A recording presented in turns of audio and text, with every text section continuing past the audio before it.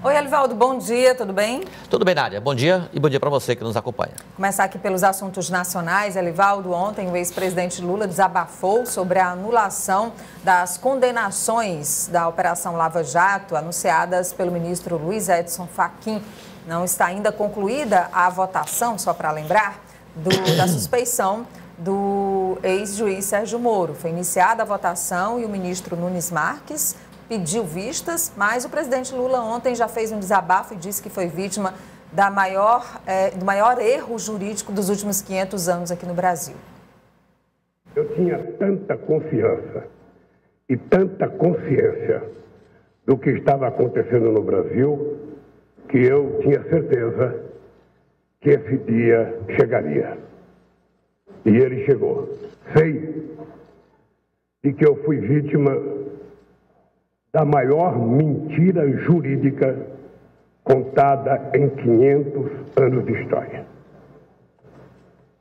Eu sei que a minha mulher, a Marisa, morreu por conta da pressão e o AVC se apressou. Eu fui proibido até de visitar o meu irmão dentro de um caixão. A manifestação, Elivaldo, do ex-presidente Lula ontem provocou um rebuliço, político, econômico, até mudança de postura percebida, por exemplo, da parte do presidente Bolsonaro, que não havia participado ao longo dos últimos meses de nenhum evento usando máscara, mas ontem fez um evento usando máscara. O ex-presidente Lula, quando chegou para seu discurso, a manifestação também estava utilizando máscara, face shield, etc. Então, já há, Elivaldo, claramente um direcionamento ou uma repercussão política em torno desses dois nomes importantes da política para 2022. Exatamente, Nádia, é essa mesmo a avaliação. Até então, não se tinha o quadro nem projetado para a disputa eleitoral do próximo ano, não tinha, a verdade é essa. Existiam projetos de oposição ao presidente Bolsonaro, projetos ainda em estágio embrionário, ainda de gestação, enfim. Agora não. Agora nós temos um campo definido, sólido, competitivo.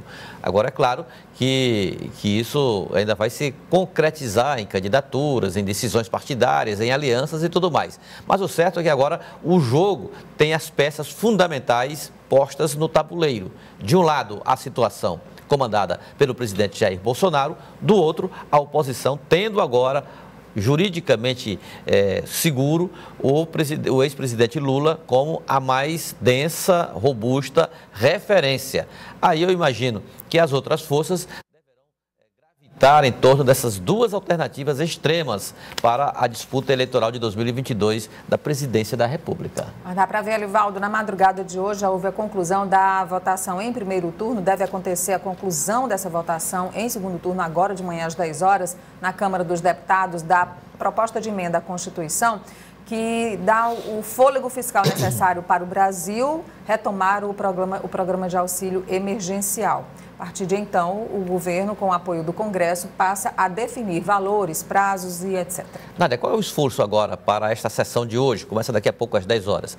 É de não modificar o texto já aprovado no Senado para que ele não retorne para a origem, no caso, o Senado Federal. Ontem houve uma discussão e com uma supressão do ponto relacionado a promoções de servidores públicos, inclusive civis e militares, em casos de calamidade. Esse ponto foi rejeitado lá no Senado, mas foi incluído ontem na Câmara dos Deputados. Foi inclusive discutido se isso alteraria o texto, mas segundo a interpretação jurídica não altera, porque isso é uma medida supressiva, não mexe na essência do texto já aprovado no Senado Federal. Não foi uma medida modificativa. Com isso, o texto pode ser aprovado hoje da forma como foi ratificado no primeiro turno na votação de ontem e, se aprovado, já vai para promulgação, que deve acontecer hoje ou no máximo amanhã, numa sessão das duas casas, ou seja, do Congresso Nacional, inclusive com a presença do presidente Jair Bolsonaro.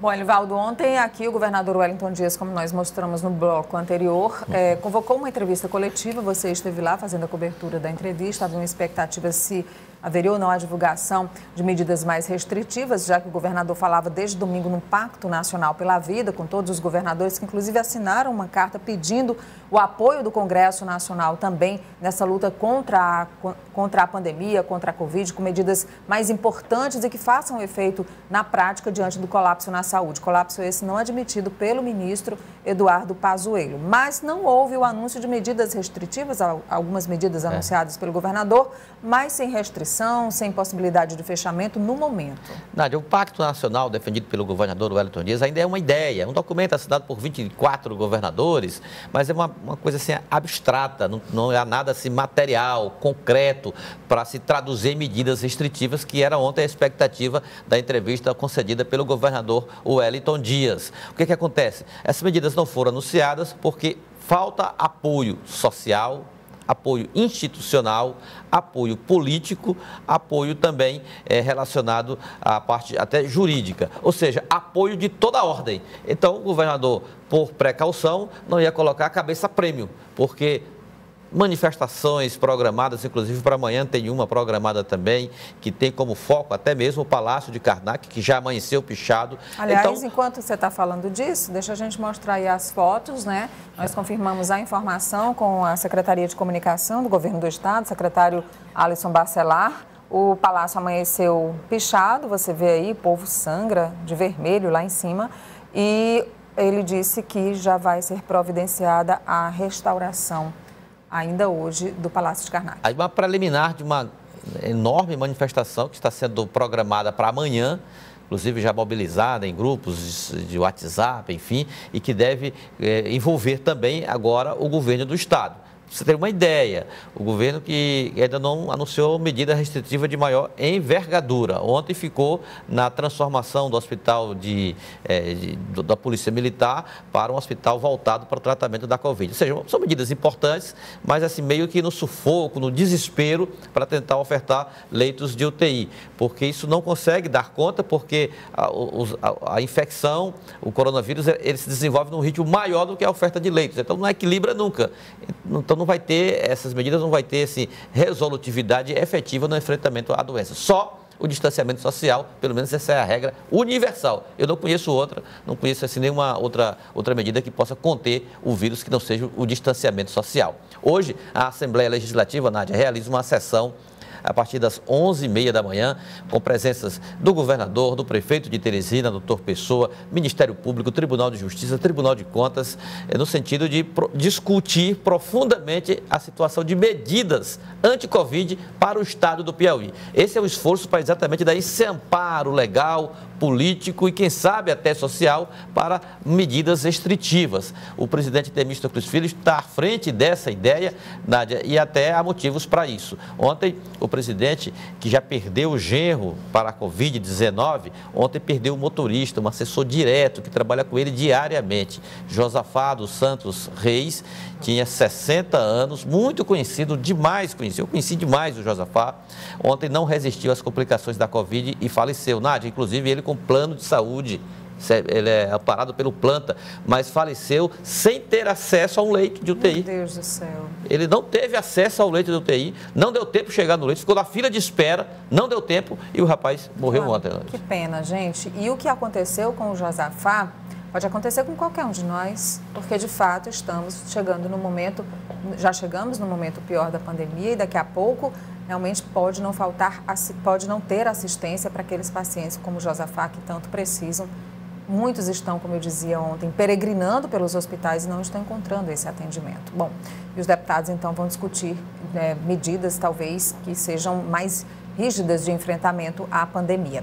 Elivaldo, vamos à última de hoje? Nádia, ontem o vereador Aloísio Sampaio, ele desfez o mal entendido. Ele afirmou que não há nada relacionado ao Progressistas do município de Teresina, nem a ele pessoalmente, de adesão ao Palácio da cidade. Inclusive com a possibilidade de assumir um cargo no primeiro escalão até a Secretaria da Juventude. Ele disse que não existe nada disso.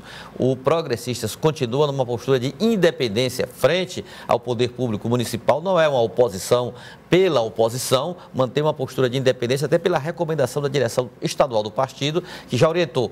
As eleições levaram os progressistas para a oposição, então é lá que será o lugar dos progressistas da gestão municipal aqui em Teresina. Outro fator, Nádia, seria até mesmo o destino. A Secretaria da Juventude, aqui para nós, Nádia, seria muito pouco para o partido do tamanho do Progressistas. É uma secretaria inexpressiva do ponto de vista administrativo, sem nenhum orçamento, sem nenhuma ação, não serviu nem sequer para reeleger um vereador com mandato que ocupou o cargo nos últimos 4 anos, o vereador Zé Filho. Ou seja, é uma secretaria desastrosa para qualquer pretensão política. Obrigada, Elivaldo. Até amanhã aqui no Notícia da Manhã. Até logo mais. A Rádio Cidade Verde está no ar, o Acorda Piauí. Elivaldo já está voltando lá para a Rádio Cidade Verde com Joelson Jordani.